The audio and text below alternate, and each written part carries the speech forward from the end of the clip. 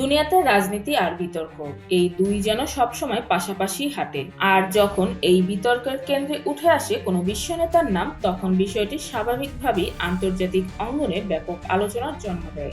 সম্প্রতি ঠিক এমনই এক বিতর্ক ঘিরে আলোচনায় এসেছে ভারতের প্রধানমন্ত্রী নরেন্দ্র মোদী। বিতর্কের সূত্র যুক্তরাষ্ট্রের কুখ্যাত অর্থলগ্নকারী ও যৌন অপরাধে দণ্ডিত জেফ্রি অ্যাপস্টিন এবং তার সঙ্গে সম্পর্কিত সদ্য প্রকাশিত কিছু নথি।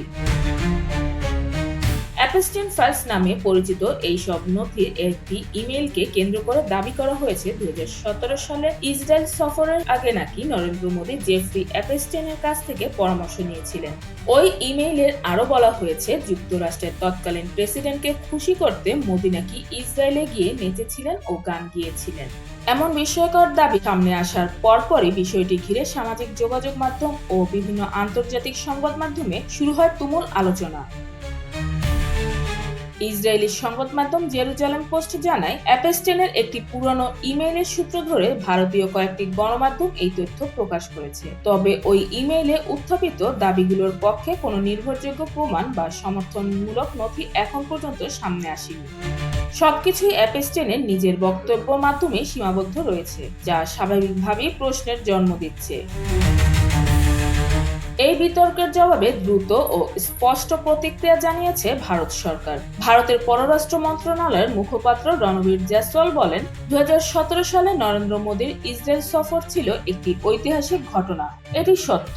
তবে ইমেইলে থাকা অন্যান্য মন্তব্য একজন দণ্ডিত অপরাধীর ভিত্তিহীন ও রুচিহীন কল্পনা ছাড়া আর কিছুই নয়। তিনি বলেন, এ ধরনের দাবি সম্পূর্ণভাবে প্রত্যাখ্যান করা উচিত এবং এর কোনো বিশ্বাসযোগ্যতা নেই।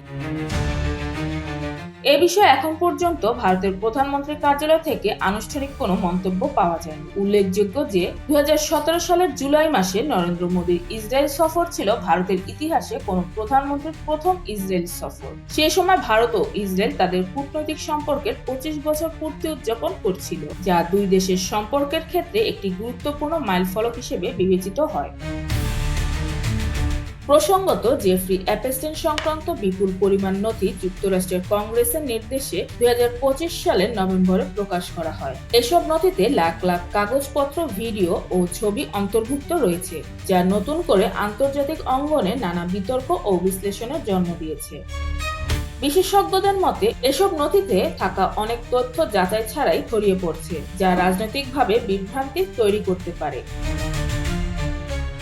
সবশেষে বলা যায়, একজন দণ্ডিত অপরাধীর ব্যক্তিগত ইমেইলের উপর ভিত্তি করে কোনো বিশ্ব নেতাকে ঘিরে চূড়ান্ত সিদ্ধান্তে পৌঁছানো কতটা যুক্তিসঙ্গত সে প্রশ্ন থেকেই যায়। তথ্য জানার অধিকার যেমন গুরুত্বপূর্ণ, তেমনি যাচাই ছাড়া অভিযোগ বিশ্বাস করাও ঝুঁকিপূর্ণ।